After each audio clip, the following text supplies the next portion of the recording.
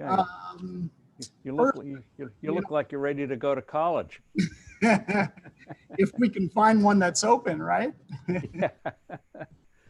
Well, first, for everyone tuning in, welcome uh, this evening. My name is John Hybush, and I have the honor of being the executive director of the Ronald Reagan Presidential Foundation and Institute. It is a pleasure to have all of you join us this evening, especially with the special guest that we've got with us this evening. I'm coming to you, obviously not from my living room, as where probably Steve is, but from the Ronald Reagan Presidential Library.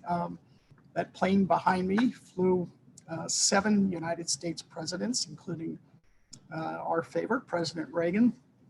And a number of people have asked, what's the status? The Reagan Library's been closed. Is it ever going to reopen again? Of course, it is going to reopen. We've been closed now for 7 weeks, and we, because of this terrible coronavirus crisis, we hope not to be closed for 7 more.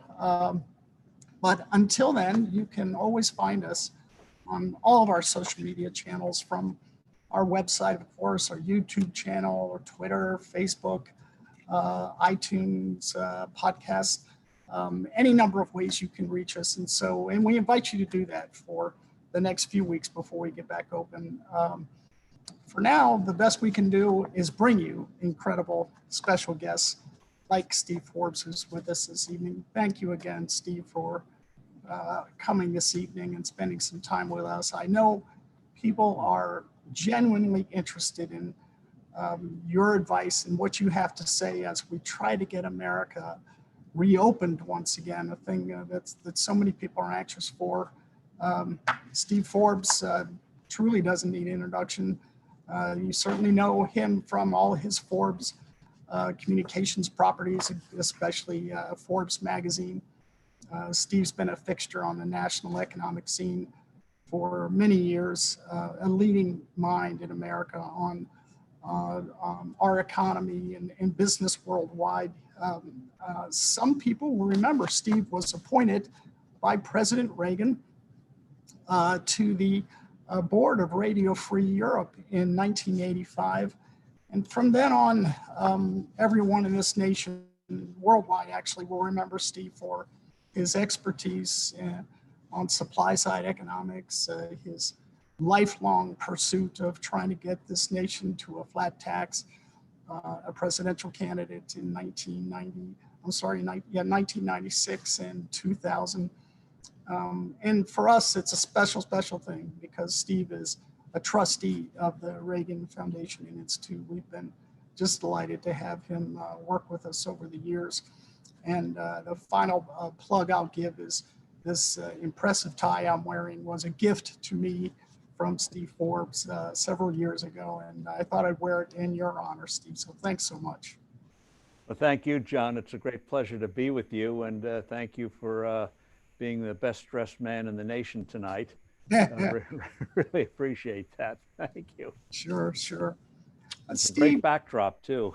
Yeah, it sure is. It's a special one. It's normally filled with 1,000 people who would come to see you at our place each time. But for now, we'll just do with it as a backdrop. Steve, obviously we are living through some tremendously difficult times in this nation. This nation's had it tough before, whether you want to say the Great Depression, some of the financial crises that have occurred, the most recent one in the 2007, 2008 timeframe. But I can't think of a time in American history where the entire nation was just shut tight. And I wonder if your view is that the ramifications of that is going to lead us into something more severe than a severe recession, but an actual depression. I mean, do you think that things could get that difficult for us? Well, you're right. This is absolutely, John, unprecedented in American history. And it's amazing going back 20 years, 9/11, you'd think it would be probably the biggest event in one's life. The disaster of 2008, 2009, you thought you'd never see anything like that again. Here we are 12 years later, faced with something that no one could have foreseen, that we'd have a pandemic and get the reaction that we've had. And so it is totally unprecedented. So I think you have to cut a little bit of slack to policymakers, because they didn't have kind of a playbook with this. This was inventing as you went along, because there were no real precedents. We've had severe diseases in this country. I'm old enough to remember the 1957-58 Asian flu, which, if you adjust for age and for population, killed about 250,000 Americans. The Hong Kong flu, about a decade later, took tens of thousands of lives. But we've never had a situation which hit the world almost simultaneously and engendered a total shutdown, with a few exceptions. And so the key is, how quickly can we come out of this with the realization that until we get effective treatments, which I think we will in a few weeks, they're very promising. It's amazing the amount of brain power that's been applied. And it's also amazing how much bureaucratic obstacles have been cleared, which begs the question why we had those obstacles in the first place. I think that's going to be a very key for next year in terms of post-election, not to mention as election campaign issue. But the question becomes then, how quickly can we get this economy back on track again, knowing that we are going to have more cases? I think we will get the virus very quickly, but how can we do this? And I think what's beginning to be appreciated, Americans are still rightly concerned about health. I'm in the age group that is very vulnerable.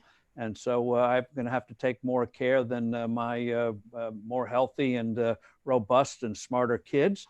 But so there are going to be restrictions. But the key thing is, we're going to have to try to realize more and more, and I think the American people are realizing more and more, there are costs to this shutdown, not just economic costs, but also psychological costs, and people losing hope. Imagine starting a business. I met a fellow in the green room at Fox just before everything shut down. He was about to open a restaurant. He'd saved for years in the cart business. Now, boom, absolutely ruined through no fault of his own. And that takes a psychological toll. We know keeping people cooped up together doesn't always bring out the best in them. Of course, our household is an exception, except when I get off this show. And so there are very real costs. And I think we are going to, if people worry, okay, we start to open up, what if we get it back again in the fall? I think by then, not only will we have more real proven effective treatments, so you don't have to worry that this thing is going to take the course that it might now, but also I think it's going to be a much more, John, nuanced and refined approach. We'll focus on who are the vulnerable groups. I think we're going to know by then, if you have certain kinds of heart conditions, you're going to have to take extra special precautions. It's not going to be this one size fits all, shut everything down. So I think it's going to be a more laser-like approach. And I think that's going to prevent a redescent into the kind of economic disaster we're facing in the second quarter. And then the question becomes, how many businesses are going to be around this summer? We had the PPP, we have a lot of other programs, but one of the things I worry about is still a lot of small businesses haven't got the help they needed yet because the money's going to run out again. But even more importantly, the Federal Reserve, not to get in the weeds too much on this, but the Federal Reserve has a major program called the Main Street Lending Program, which was originally designed to help smaller and mid-sized businesses get credit that they wouldn't get from, say, the PPP or from normal banking or access to the capital markets. And unfortunately, and I give credit to the Journal on this, Hubbard, who worked in the Bush administration in the early 2000s, wrote an article, co-authored an article several weeks ago saying this program has onerous conditions that are ridiculous under the circumstances. And they should throw caution to the winds. I hate to say this, but in terms of banking, remove that $500,000 limit, go down to $50,000. And if a business is was viable before the disaster, make sure they get the credit. There's now a story, the Journal again had a great story today on how a number of small banks in this country, not only went out of their way working 24/7 to make loans to their customers, they went out and sought other customers that they felt would be abandoned by the big banks. So this gets to a great American spirit of people. Yes, we got a problem, but by golly, we have an opportunity because of the slowness or mistakes of others. They can move in and fit a very real need. So I think the economy will start to come back. I think we're going to see a real contrast of what states do it well and what states don't do it well. I don't know why, just as an aside, California can't open its beaches if people behave and social distance. I think people need sunshine. That's good to get rid of. D3 is good for going after this virus. So get them out on the beach. Yeah. So I think we're going to see, so sadly, I live in a part of the country where New Jersey is the most densely populated state in the union. New York's been particularly hard hit. We're going to be slower, but in other parts of the country, I think you're going to see much more opening faster, but it's going to be jagged. And the key thing is, if this thing starts to come back again, rear its ugly head in the fall, I think we're going to have a better approach, and we're not going to suffer the kind of damage we do now. But psychologically, it's a toll. And you go out to a restaurant, you're going to have a window, plastic window between tables, so that not much romance is going to get done in that kind of atmosphere. But we'll find ways of adjusting. Yeah. The bounce back spirit of the American people, I think, will get us through, but it's not going to be evident until the fourth quarter. Yeah. So if you're seeing a jagged picture across the United States, Steve, does that essentially rule out, what President Trump would dream to see, and that'd be a V-shaped recovery where we are just. Well, you'll see in certain sectors a V-shaped recovery. In others, it's going to be very disappointing. And one of the things why I wish the Fed and others would get off their duff is that come Labor Day, a lot of businesses, a lot of these programs will have run out, 8-week, 12-week programs. And a lot of businesses, smaller, medium-sized businesses, are going to face a question: can we continue on? And that's where I think some real hard decisions are going to have to be made in terms of making sure if you think you got a chance, you got the credit to do a chance. Because I think the president's right, in the fourth quarter may not be the kind of V-shapes he's hoping for, but I think people will realize things are on the mend. And I think psychologically, people will be recovering from what's a handshake, that kind of thing. I think people will recover from that. But, and this then gets one thing, and then I'll let you ask the next question. That is, the fall is going to be a major battle, kind we haven't seen since Ronald Reagan ran in 1980. What kind of country are we going to be? Are we going to go the European way of higher taxes, heavier government involvement in business, government control of healthcare, or are we going to go lighter taxes, lighter burdens, which we know work, and more real free enterprise and patient control of healthcare? Those are you can't get more issues stark than that. So what direction do we want to go in? That, I think, is going to be the great debate this fall, and whether we're going to have a good 2021 or one just pockmarked by disappointment. Yeah, Steve, we're starting to see major bankruptcies of major companies. What single thing can our policymakers, the Fed, lawmakers do to try to stave off what a number of people are worried about, and we have just massive bankruptcies across the country? Well, that's what these programs are supposed to address. If you're solvent before the crisis, you would get the assistance to see this thing through. And it's had some success, but I think they are still, regulators, including the Federal Reserve and our Treasury Department, still haven't recovered from 2008, 2009, where they felt lax banking standards nearly ruined the country. And so that's why a lot of small businesses, when they applied to big banks, found themselves facing 45-page loan applications, whereas the smaller banks said, hey, here's 6 or 8, help you fill it out, and let's get it done in 30 minutes. And so this mentality is reflected in that Main Street lending program of the Federal Reserve, where they're still trying to prevent losses. And I understand the banks might be worried that the regulators will come in after the crisis and say, aha, You didn't cross every T or dot every I, and we're going to gig you. I think Powell, the chairman of the Federal Reserve, has to make very clear, no gigging. Turn off 2008. This is 2020. Very different circumstance. A lot of those companies can still be saved with a timely infusion of credit and longer terms. I mean, not do 2 years or 2 months. How about 10 years and pay it off? You know, this is an unusual circumstance. This is the only time, as you said at the beginning, that the government deliberately closed an economy down because of a healthcare crisis. Deliberately, it wasn't because of stock markets or speculation or anything like that. It was deliberate. So it was not your fault. You should, as much as possible, be made whole, or at least have a chance to survive and fight another day. It's only fair.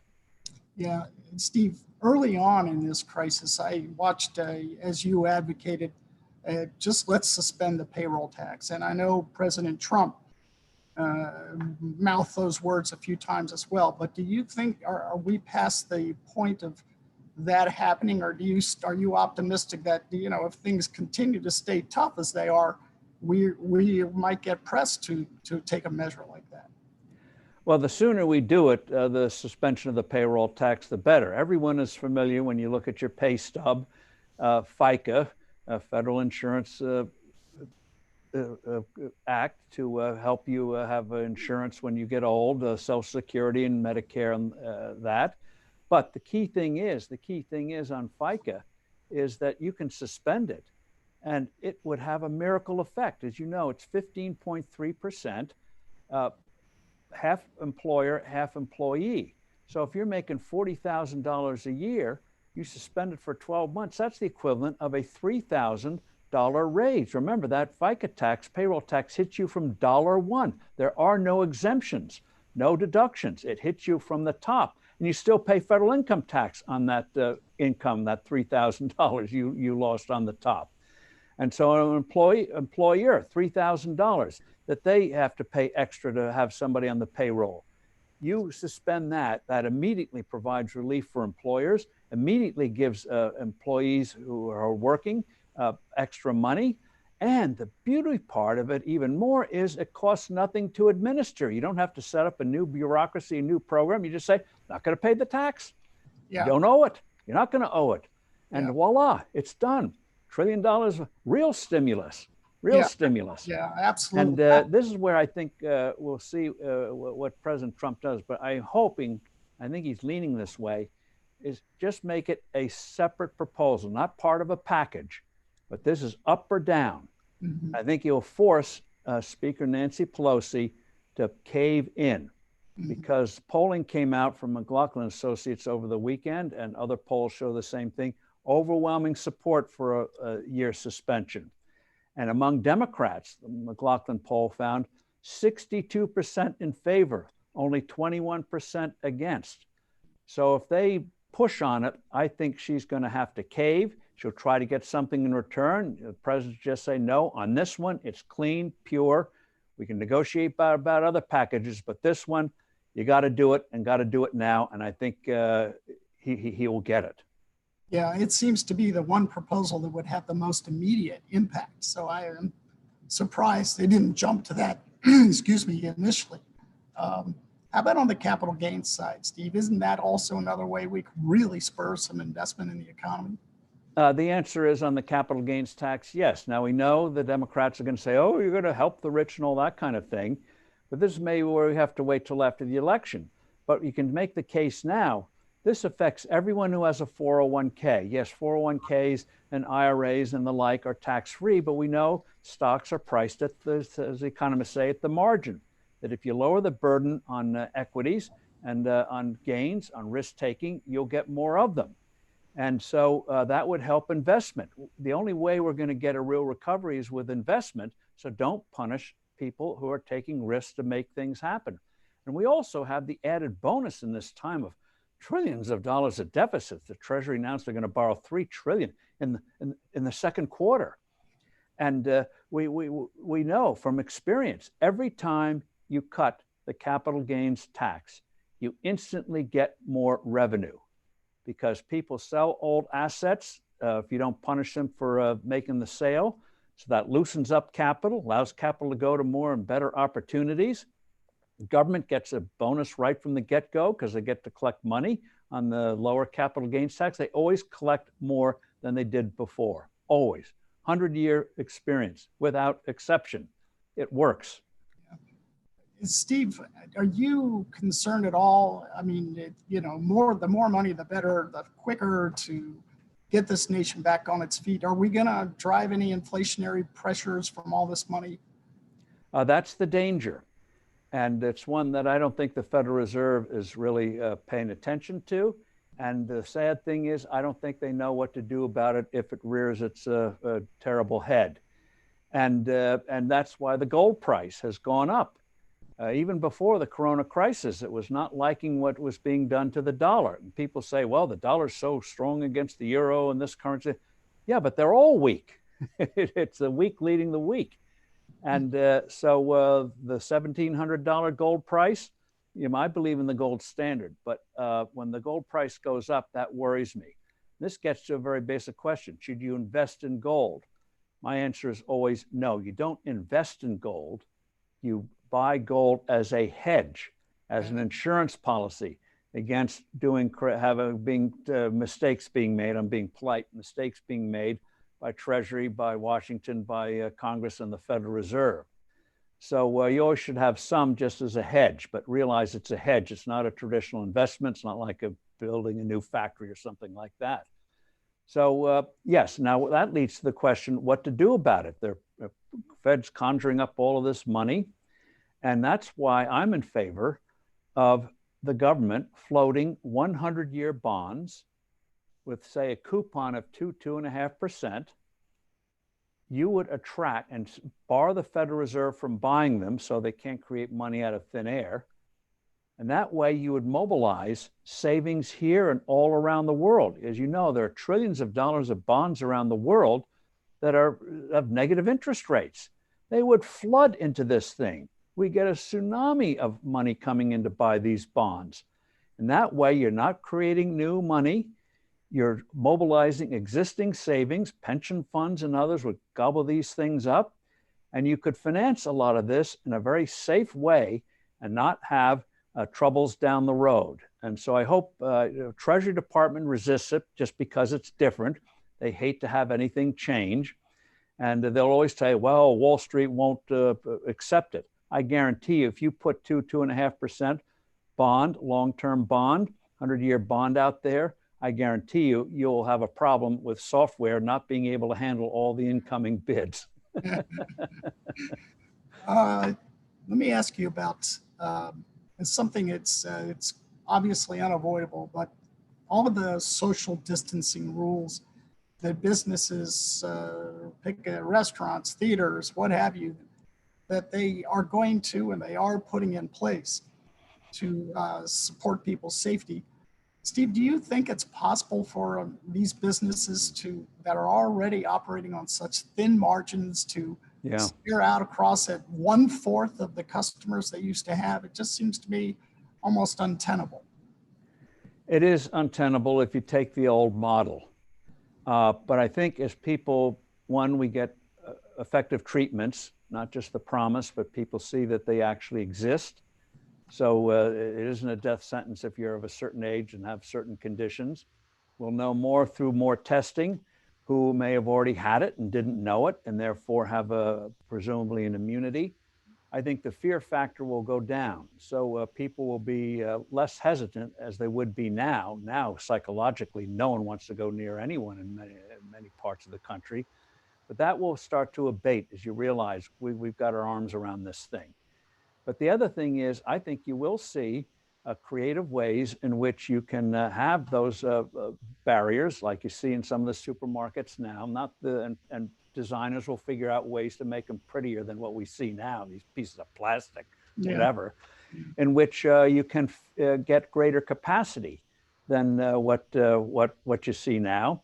And one of the places of sadness that may actually be a benefit for the food business is the fact that even before the coronavirus crisis, a lot of malls were in trouble, a lot of that extra space. So you can do what some restaurants have always done. You have game rooms, you have stuff where you can do things. You don't have to touch human beings, but you can play around or do things, occupy things, watch things while you wait for a table. So with those apertures, whatever you want to call them, walls or whatever, mini walls, which they'll find ways to make more attractive than what we see now. I think clever people will find ways to get higher volume. And then when we get the vaccine, and the other good thing about on getting a vaccine is the intellectual capital goes into it means I think we're going to get more effective vaccines in the future against the yearly viruses, we call them flus, that we get out of Asia. There's no reason why, oh, this will be 30% effective. Oh, this year will be 55% effective.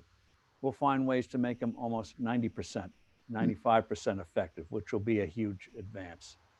You mentioned testing as a way to help us support the economy as we move forward.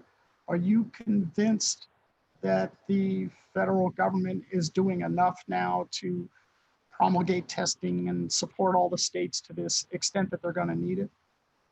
Well, a lot of progress has been made from a standing start, and why we had a standing start in February. I think some agencies have a lot to answer for in terms of how this initially was approached. Worries more about turf than getting the thing done. But we're now up and running. I think we can do more and should do more, whether having companies licensed for a short-term period of time, some of their technology like the great Abbott technology, so that the more tests we have, the more information we have, and the more precise policies we can have to determine what is effective and what isn't.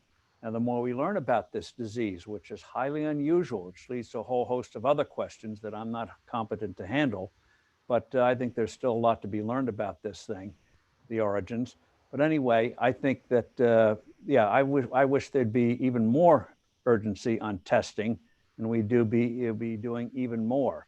But I think by the fall, which is going to be crunch time for a second round, I believe we'll have a good volume of tests ready to go, easy to administer, so you can get a quick answer, antibody tests and things like that. Yeah, yeah. Steve, there are still so many unknowns out there in terms of the impact this crisis is having on the economy. I'm surprised that the stock market has moved to the level that it presently is. It's, we can't say it's rebounded, but it's certainly heading in the right direction. Would you advise people right now to get back into the market? Well, I'll answer that with a favorite saying of my grandfather, who founded our company over 102 years ago. He was an immigrant from Scotland, grade school education. But when he founded Forbes magazine, people would ask him, what's the economy going to do? What are interest rates? What stocks to buy and all that kind of thing. And he would reply, we make more money selling the advice than following it. So with that regulatory caveat out of the way, I think you have to approach investing two ways. Because we all think we're long-term disciplined investors, and then until the market goes down. And then we say, oh, is it too late to get out? It's human emotion. So the way I think you deal with it is you take a two-pronged approach. One is for your retirement plans, whether 401ks, IRAs, Roth IRAs, pension plans, whatever plans or variety you have, you continue and always make your contributions, whether it's each paycheck like a 401k, or you do it quarterly, or you make an annual contribution to your IRA. You continue to do that regardless of the state of the economy, regardless of the state of the market. You just do it and throw it aside. You don't have time to babysit it. You put it in a handful of almost no cost index funds and let it ride. Because the thing is, when you get a downturn like we certainly have had in recent weeks, you buy more shares with the money. Dollar cost averaging, look it up.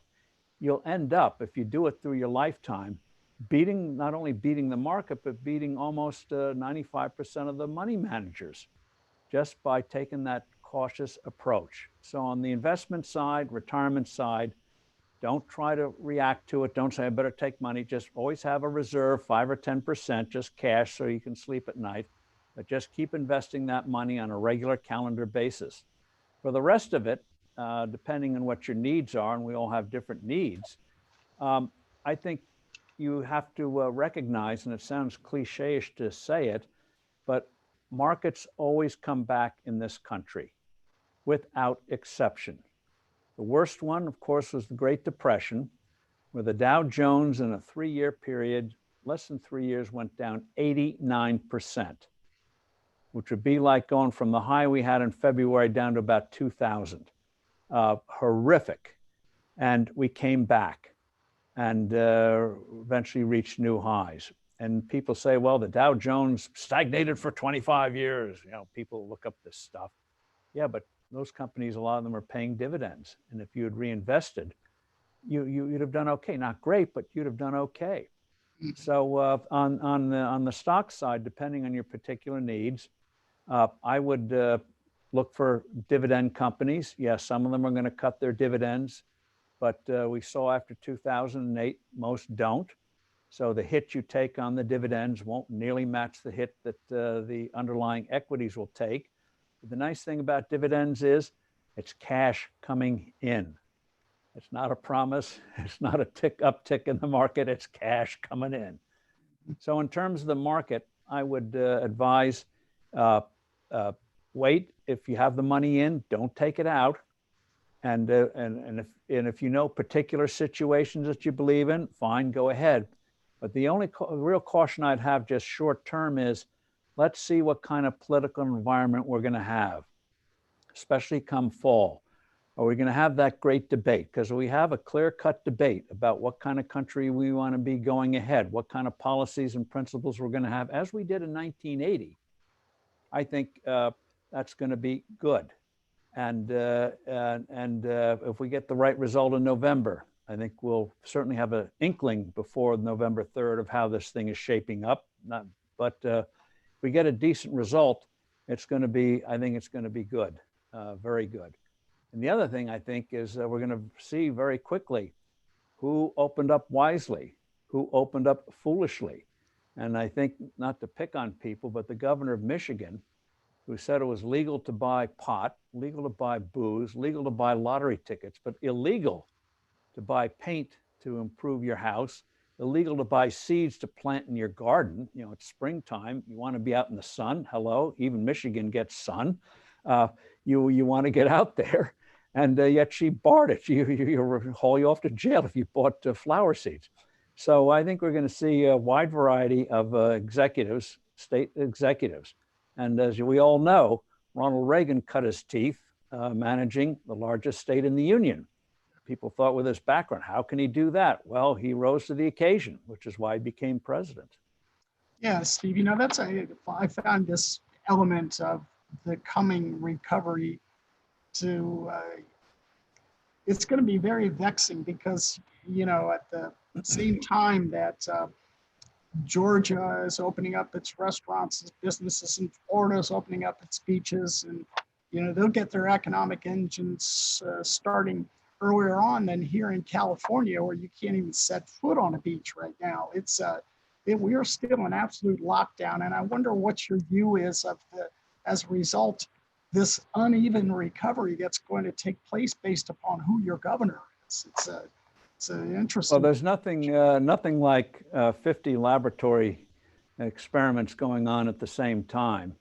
I think voters, regardless of party, are going to start, once we overcome the initial shock of what we're going through, are going to start as they recover, asking hard questions about what was done, what was effective, what wasn't effective, and closing schools. There's a school of thought that maybe letting kids go to school is less harmful than keeping them at home. Some European towns and countries have done that. So we're going to learn a lot. And we're going to see also get a measure of how effective executives are in responding to changing circumstances. Now, the governor of Michigan, not to pick on the governor there, but when it was clear that mistakes were made, if she had said, look, we made a mistake. We're pulling back on that. People said, okay, good. You know, it was uncharted territory. So, you know, you're cognizant of when things are going right and when they're not going right. People cut you slack. But when you dig in and start snarling at protesters, yeah, there's some goofy protesters, more than goofy, but most are people who say, let's have a little more common sense here. So I think we're going to get some real measures. And by the way, Steve Moore and Art Laffer released a report grading governors. You can take issue with some of their grades, but what governors are doing best and which governors are doing worst, A through F, in terms of responding to this crisis. So this will make reputations and break reputations at the end of the day. Yeah, well put, well put. Steve, I know from tracking what you've written and spoken about in the last several weeks, something you really pointed your finger at was what's happening in the energy sector. So vital to the American economy, but behind the scenes, and I saw Trump get very energized over this whole situation with Saudi Arabia and Russia essentially trying to make a play here to destroy our newfound energy independence. I wonder if you'd speak to that for a moment and how important it is. Yeah, well, first on Russia and Saudi Arabia, yes, they can do immense harm, but what they don't realize, even though immense harm is done, we can be thrown back for a while. The assets are there. The machinery is there. The skilled workers are there. And while you may destroy a company, may wreck certain investors, it will come back. And we're going to be on the lookout for any shenanigans that try to do this again. Then we have the collapse of the economy. Where do you store the oil?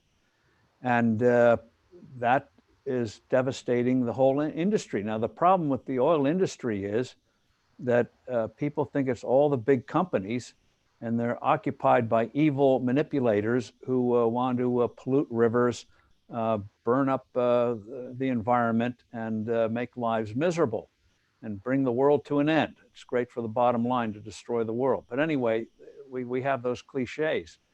And it's true, most of the majors will survive this. They're all taking hits. Don't have any illusions. There's a very real question. Can some of these companies even maintain their dividends? Which they've, Shell the other day announced for the first time since World War II, 70 years, they're gonna not pay a dividend. But the real question is not the majors. They'll find a way to survive. They're very well managed, Chevron and others, Exxon, Chevron in particular. The question becomes then, what about the independents? That's been a real energy booster, you might say, to the energy industry. And they're not the Hollywood villains trying to figure out how to pollute and kill your household pet and stuff like that. These are often the innovators. They search in areas where others don't. That's how we got fracking. A fellow named George Mitchell, independent, not part of the majors, pushed that technology for years, and it paid off. He and others were really true pioneers. You want to preserve that spirit. And so you combine that with our basic property rights. Why do we produce so much more than Mexico? Because in this country, if you discover still oil or gas in most states, you're in good shape. It belongs to you. The government doesn't come in and says, no, it's ours, get lost, as they do in other countries. So I think we have to provide assistance temporarily, especially for the independents. And a lot of them are going to go down because they're over leveraged at the beginning, but a lot of them can be saved. And one of the short-term things is suspend royalty payments to the government. A lot of the oil and gas are federal land, federal waters, federal lands. You lease it. And so suspend the payments. Now the majors won't be quite as important as, except for maybe one or two majors who are in trouble. But for smaller independents, that could be a difference, make a major difference. Yeah, and there again, that is where the Fed should be told and banks should be told, if you think these are solvent, you're not going to get gigged, but keep them alive, because eventually it's going to come back. There's no way the industry is going to survive on $15. And all you have to do is have a temporary blackout or a storm where you lose your electricity, or where you're cooped up and you're not allowed to travel, to get a feeling of what it's like if you don't have oil and natural gas. Yeah, do you think By the way, there's a new movie out called Planet of the Humans by Michael Moore, where, yes, they believe the world's coming to an end, but what they expose is what they see as the cronyism and basic corruption of a lot of the alternative energy industry. Very interesting. Okay, I'll look for it. Steve, do you think the Trump administration is doing enough to come to the aid of these the smaller independent oil and gas firms? Is there more that they could be doing? I think they have to do more, and I think the key is getting Treasury Department Secretary Mnuchin to realize fully, he says it, but I don't think he quite fully grasped it yet, it's not Goldman Sachs. This is life and death, and the things, and we got to take that emergency mentality, which he recognizes to an extent, and apply it even more in the energy industry. Because why have all this bloodbath so unnecessarily? And when it's not a result of mistakes they made, it was a result of response to a healthcare crisis. And when you shut something down, you're going to suffer. And we want to keep you around because we need that energy, and we don't want to be dependent on Vladimir Putin or our natural gas or our oil. Yeah, yeah. You know, out here, you'll be interested to know, Steve, out here in California, I just put gas in my car, and it's still at $3.60 a gallon. So somebody's making money somewhere. Yeah, they are, and but a big chunk of that is taxes and regulation. Yeah.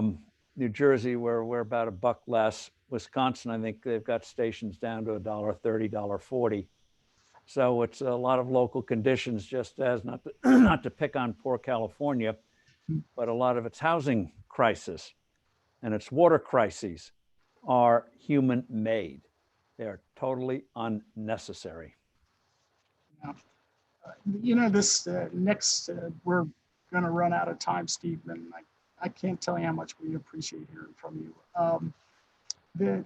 This next question is it almost, it's not all that relevant in present times. Right now, everyone's just trying to survive. But what advice would you give to someone starting out in business today or public service today, getting in a young, especially young people, looking at careers and, you know, given your experience over many years in politics and in business, what do you think you've learned about that you'd like to pass on to that next generation that they should be hearing from Steve Forbes today?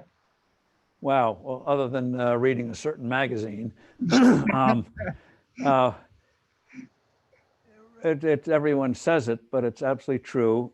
Everyone has a knack for something. Find out what you have a knack at and see if you can develop it, and realize that each of us has a different pace. You may be feeling like you're floundering for years before things connect, and then be prepared too, even when things connect, they will eventually perhaps unconnect. Be prepared to be flexible. And that's why Norman Borlaug, a man who won the Nobel Peace Prize years ago because he invented what was called the Green Revolution, coming up with the seeds that stopped famine in places like India, Bangladesh, saved literally tens of millions, hundreds of millions of lives. And when he started to make breakthroughs on these seeds, he realized it's not enough to be a good agronomist or a good experimenter. You have to draw on politics, on economics, on all things he never thought he'd draw on. So he said, you got to have a mind, supple mind, to be prepared for that. And and also know you're going to get setbacks. It's a tough thing. It's a nasty teacher, but it's going to happen no matter how brilliant and smart you are. As Lincoln said, events controlled him, he said, more than he controlled events. And realize it's a big world out there and you're not at the center of it. And as my father liked to say, you think you've arrived, you're ready to be shown the door. And more specifically, try to train yourself, easier said than done, to look beneath the surface of things. Give you one closing example. What's the biggest industry in America? We know it's healthcare. Encompasses, a wide range of things, but 18% of the economy. We could do that at less than half or 2/3 of the cost because of the way this system has evolved. And the only country, I'll tip my hand now, that does it right, that has the best healthcare system in the world, top-notch technology, universal coverage, is Singapore. They scour the world for the best practices. And because they just have, because the way they've done it, not this third-party system and all the bureaucracy we have, their system, even though the life expectancy is now vastly exceeded the US, 40 years ago, they're behind us, universal coverage, and their expenses are 25% of the US's. Now, people say they're cheating the docs. Just one statistic, a general practitioner there, the median income is $154,000, and you don't have lawsuits and that kind of worry. Specialist, $285,000. Now, that's 30% behind US comparison. However, income tax in Singapore, the top rate is 20%. And they don't have state taxes. So California, you could hit a 50% marginal rate, Singapore 20. So when you adjust for that, it's just about the same. You make this docs make the same amount of money. And I'll just give you one statistic. Open heart surgery in this country costs $130,000. In Singapore, with as good or better results, $18,000, with equivalent of board certified surgeons who are trained in schools here in the US and around the world. It's an amazing story. So for young people, look, don't accept things as they are. Look, and there's going to be amazing things you're going to find. Amazing. It's going to be an exciting period ahead. Steve, last question. What are you most proud of in your lifetime? And it's not fair, you can't say your wonderful 5 daughters. Oh, well, I will, just because I have to live with them sometimes, especially in these shutdowns. But, and great family, wife who's put up with me for a number of years.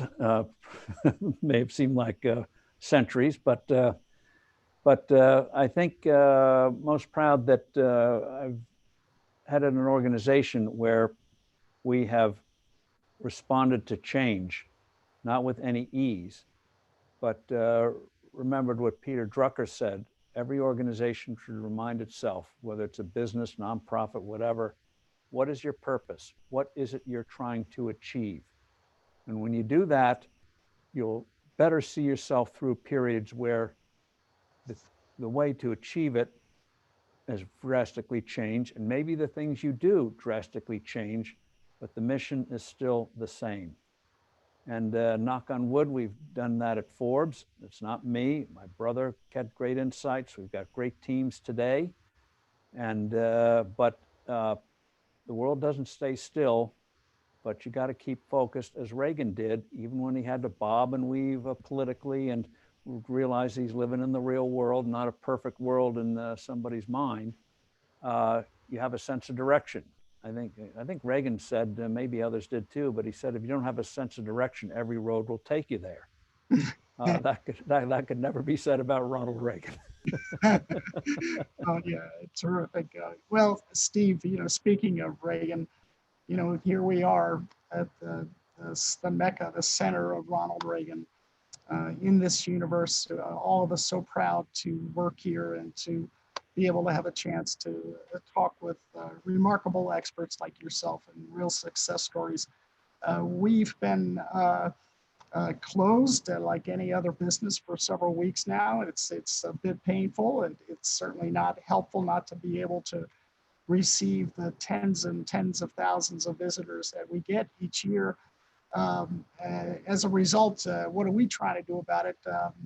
This country, if there's one thing it's good at, it's charity. And tomorrow is another one of these famed Giving Tuesdays. The Giving Tuesday usually follows Thanksgiving, but now because of this incredible crisis besetting America, the Reagan Foundation could use a lot of people's help out there. And so for anyone that's interested in helping the Reagan Foundation on Giving Tuesday tomorrow, you can just go to reaganfoundation.org/GT for Giving Tuesday, now GTNOW 2020.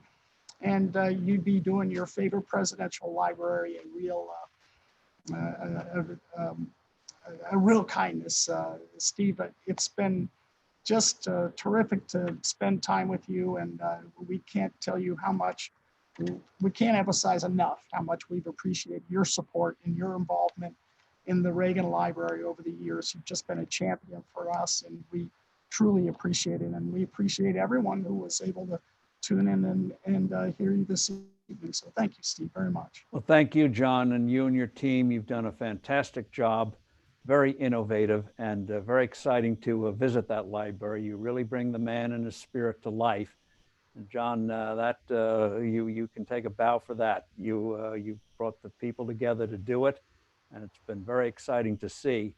And when you reopen, as you will, people will be in as they will discover yet again for a real treat to see what a great American can do and what great people can do to bring that spirit to life in very innovative ways. So thank you. Yeah, thank you, Steve. Take care of yourself, and my best to your whole family. You too. Thank you, John. Bye-bye.